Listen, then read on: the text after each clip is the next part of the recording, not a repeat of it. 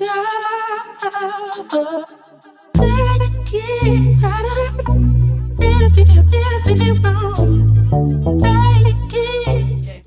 James Lewis. I'm a mix engineer and producer from the UK. Well, I got into music being someone that grew up in the mid-90s Britpop scene in the UK. It was a huge influence on my life. It was a passion that I developed from the love of Oasis, Blur, Cast, Ocean Colour Scene, all favourite bands. And I started playing bass guitar, played in a band, very quickly realised I was a very average bassist, but I really enjoyed going into the studio, making demos, recording music. So that really formed a change in, or a broader kind of taste in music, really, from going from what was like more band-based suddenly into something that was electronic. I'd be listening to pop music and really admiring pop, loving like Stargate and some of the producers at the time.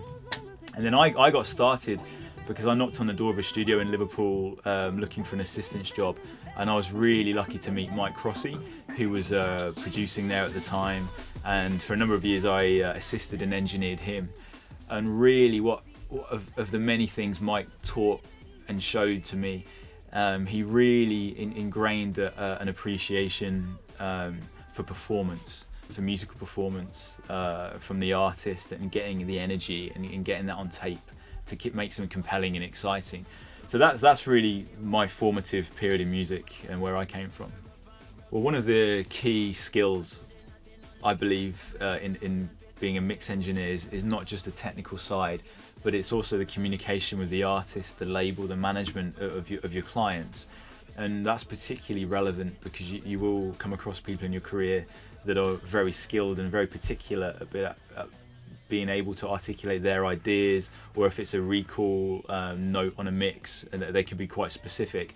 But you'll also work with new artists, people who are coming through that are maybe newer, and they will be less able to kind of clearly articulate exactly what they mean. And at that point, it's really kind of relying on your own experience and interpretation of their feedback.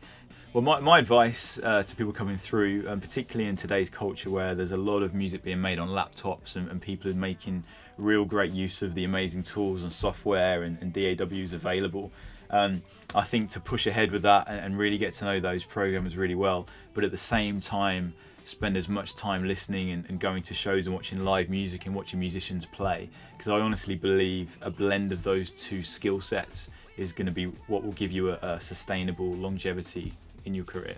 I've been using the KRK V6. I was particularly interested in the launch of the speaker because of the Kefler tweeter, and actually I found it to be a really smooth sound, which in today's world of work, obviously digital, ribbon microphones have come back in fashion, and I feel like the Kefler tweeter does a similar thing where it kind of makes the music slightly softer, less fatiguing.